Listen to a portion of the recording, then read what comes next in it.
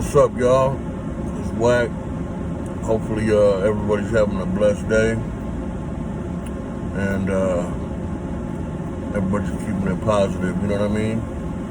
I decided to drop this little video for y'all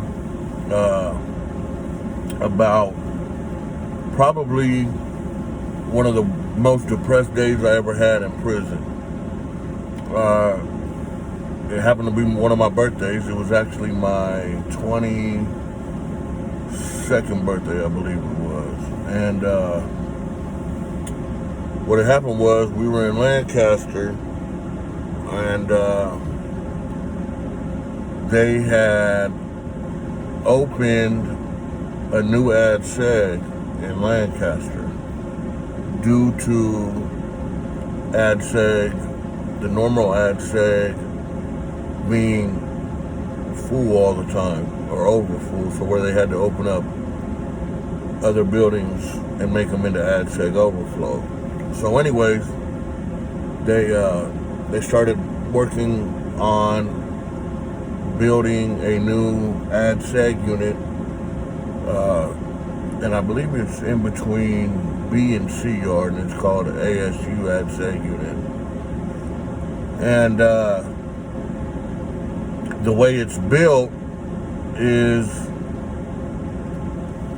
you, outside of your cell, looking out your door of your cell, you can't see anything but the wall in front of you. And they've got the doors to where you really can't fish out of them. You can't see outside. There's a skylight on the ceiling of your cell, which brings in like daylight during the day. The beds are concrete. The desk is concrete. So basically like a shoe unit. And one of the biggest things was yard time was done in dog kennels. So there was no more community yard, meaning like, you know, you can't go out to the yard. You didn't go out to the yard with your people anymore. You only went out to the cell. You only went out to the yard with your cellie, if you had a cellie. And you were put into a dog kennel. Dog kennel consists of basically what it sounds like. It's a fenced-in box, concrete floor, metal fencing, and a stainless steel toilet and sink combo. And there's a row of them. I couldn't even tell you how many's in that row, but it's a decent amount. And I had been in ad seg at that time probably for 4 or 5 months, and we had been hearing about them opening up this new ad seg, and that when it opened, they were going to start moving everybody out of the overflow ad seg buildings into that ASU, and eventually everybody was going to be moved over there. Well, it just so happened that they moved me and my cellie E-Dog from H-Ray Gangsters. They moved us. We were one of the first people moved over there, and it just happened to be on my birthday. Man, I got in that cell, and like I said, you couldn't look out and see nothing. You couldn't look out your cell or down out the side of your cell door, out the front of your cell door, and see nothing. Like I said, the only other window in your cell was the skylight at the top of your cell. And you couldn't see nothing out of that but the sky.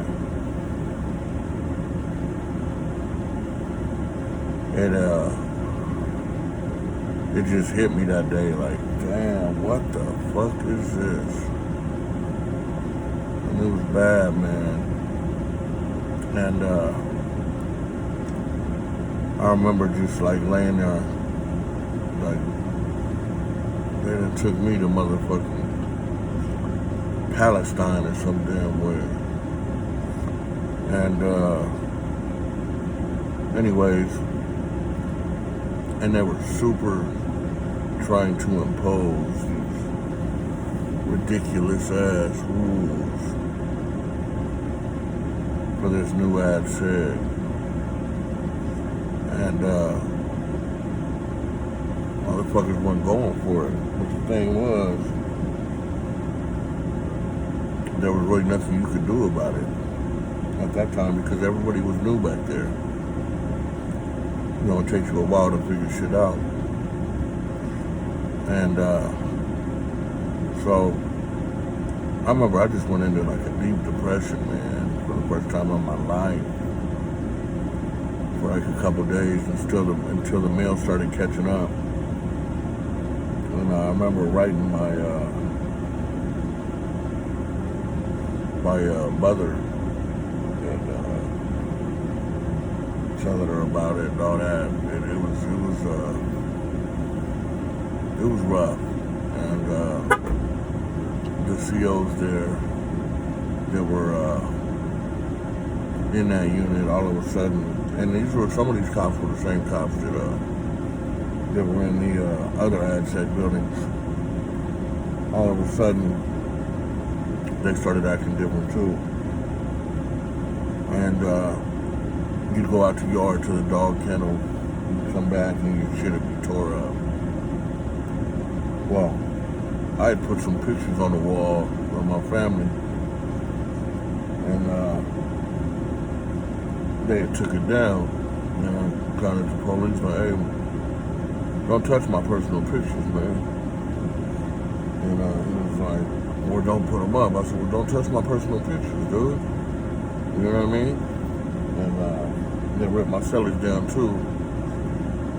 And by this time, my cellie, E-Dog, he had parole. And so I moved the homie from San Diego up in there to homie Flav, West Coast. And me and Flav had been cellies on the main line in Lancaster. He was my cellie when they tried to plant the knife in our cell. And they turned around and blew up in their face because they couldn't find us guilty of it because of a technicality in the Title 15. And anyways, so I'm in the cell with the homie and shit. And so on the way to the yard the next time, I got at the police and was like, hey, man, y'all fucking with my shit, man, we gonna have problems.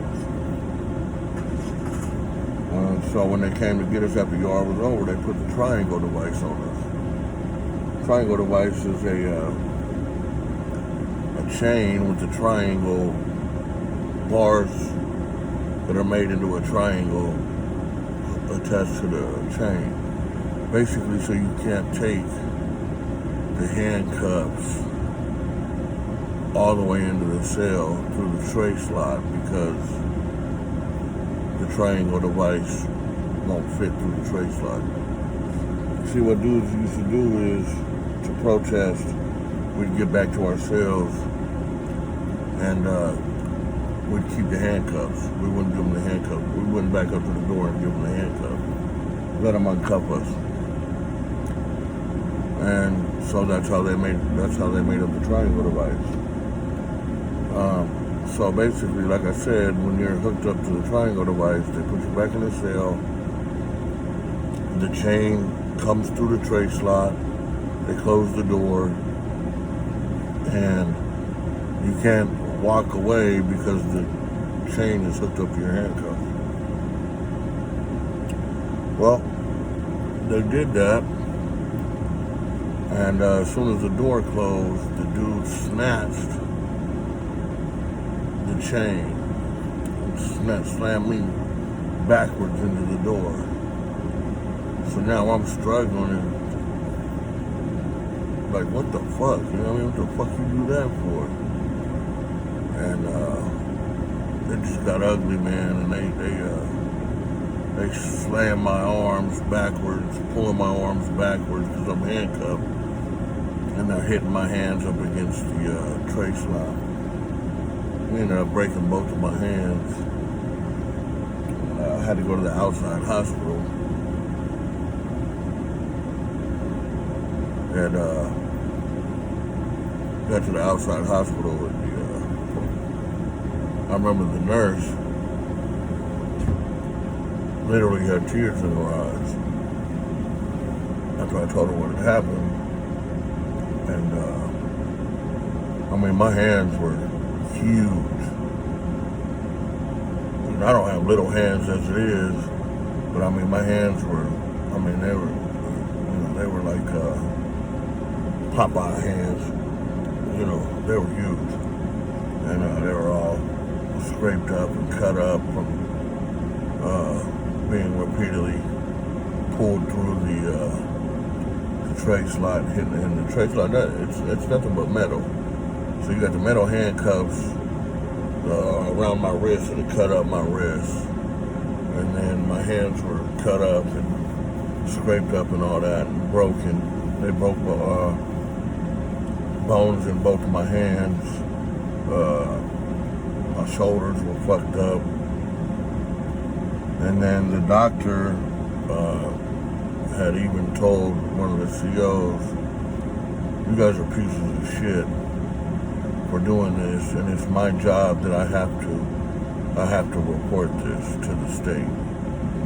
And the COs there, I mean, they just brushed it off. They didn't give a fuck. It wasn't the COs that did it anyway, so they weren't worried about it. And they gave me pain medicine and put little casts on my hands, and there wasn't too much they could do about the broken bones of my hands. They just had to heal up. And I stayed there, I don't know, 6 to 8 hours probably, and then they sent me back. And I remember it was probably 2 or 3 days later at the max, man, they came and got me out of the cell, and they took me into one of these little rooms that they have. And in there was a lady and a man. They were from Sacramento, from CDC, but they were internal affairs officers. And basically, they knew what had happened. They just needed me to corroborate the story. And the dude that did it was going to get fired. Well, I don't tell. I don't believe in telling. I'm not going to tell on the police. I'd rather, deal with it when I seen him and was able to get to him. I'll deal with it. Which was probably going to be, the chances of that happening was going to be slim to none, since I was already up for transfer out of there anyways. But still, I don't believe in telling. So, anyways, I mean, these people were adamant on me telling them what had happened. He's going to get fired from his job. Good chance he's going to go to jail. You could win. You in court. You could win money. This, that, and the other. And I said, look, man, I've been doing time since, I have been locked down at that time probably 4 years, 5 years. And I said, look, I got like 2 years left, man. I'm just trying to get to the path. And I kept asking, trying to push the issue. And I said, look, man, just take me back to my cell, man. And they were like really, really, really disappointed. And sent me back to my cell and shit. Told the homie what had happened. And he was like, man. They're like, oh, you should file a lawsuit, bro. I'm cool. And the dude actually stopped. I don't know if he worked there anymore, and that Ad said unit, but I never seen him again except the day I was leaving the high desert. I seen him. He was out by the bus, and at first I thought it was kind of like a setup or something. And well, anyways, that went without a hitch. Anyways,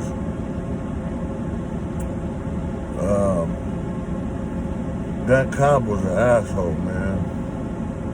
And I say that to say, I bring that up because of all the shit that's going on now with the situation with George Floyd, rest in peace, and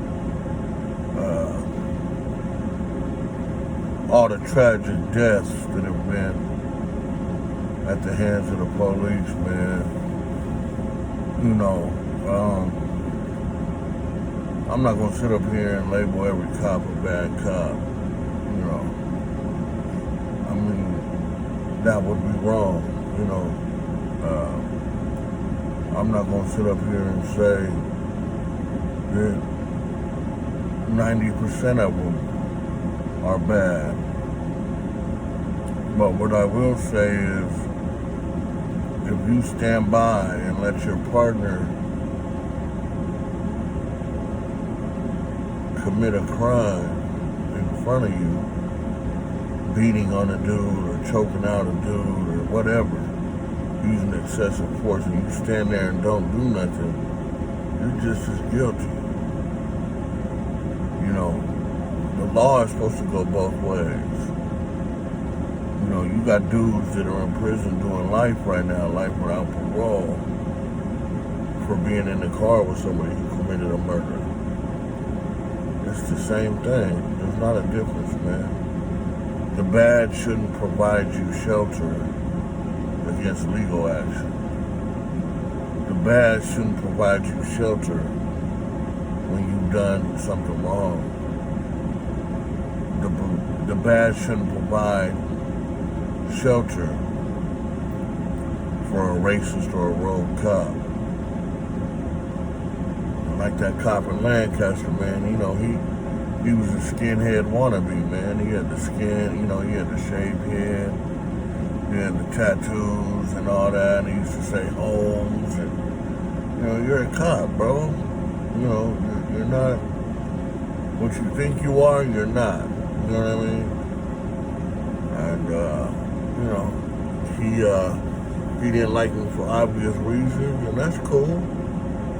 You know, I'm not for everybody. Just like the next man's not for everybody. You know, my thing is this. You don't like how I am, or you don't like my program, or you don't like my outlook on life, this, that, and the other, don't fuck with me. You know what I mean? Like, don't be mad at me because you're still caught in this shitstorm of prehistoric ways and morals. You know, shit never made sense to me, man. Racism and all that, it's never made sense to me. It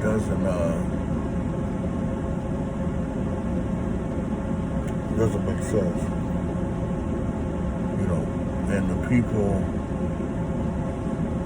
that push that agenda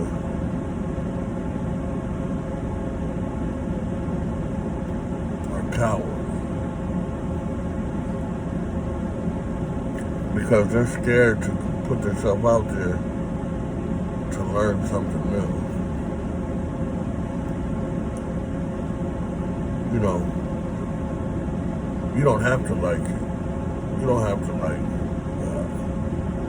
rap music or heavy metal or salsa music or anything like that.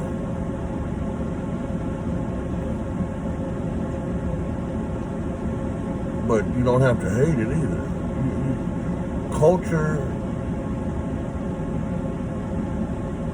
is what exemplifies us as human beings.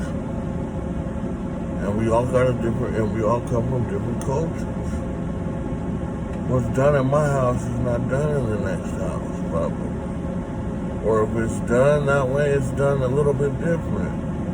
It's like when you go to somebody else's house on Thanksgiving, right? And the bare essentials are there. You know, you got the turkey, the stuffing, the pumpkin pie, the cranberry sauce, and whatever else, right? But every family has their own twist to it. You know, I mean, you go to some people's house and they might put raisins in the stuffing. I mean, I don't like that, you know. But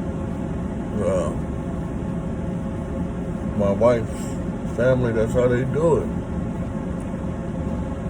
I don't like it. I'm not, you know what I mean? It's not one of my favorite things. But I don't hate it. I don't talk bad about them. And that's what it is. You gotta learn how to accept people for what they are. I'm not telling you, and the world's not telling you, you have to like it. You have to accept it and respect it, though.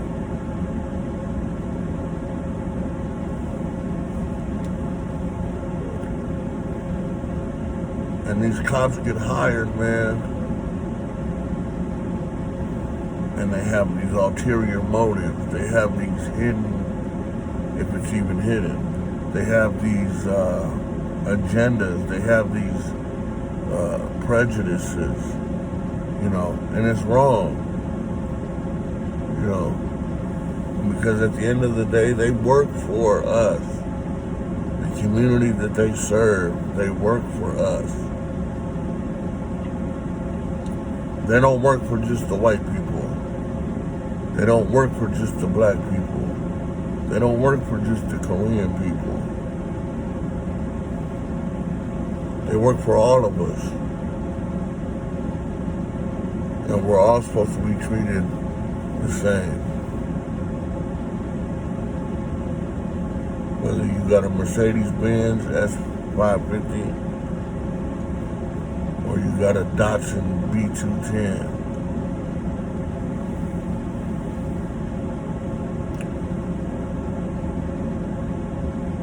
The shit is so old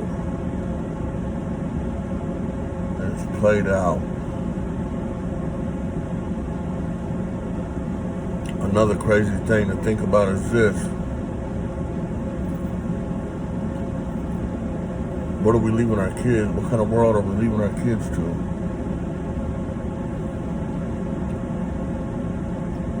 This has been going on for years and years and years before I was born. Before you were born. Your parents, your grandparents were born. And I think a lot of it has to do with the fact that racism and prejudiceness has been swept up under the rug.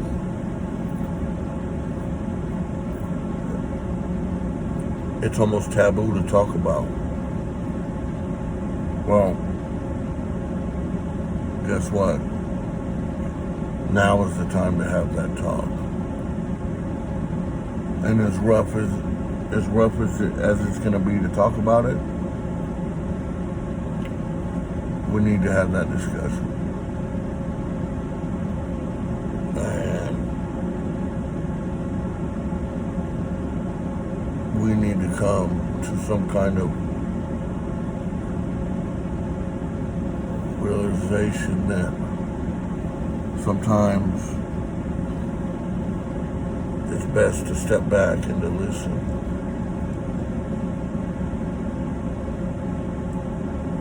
And try to understand where the next party's coming from.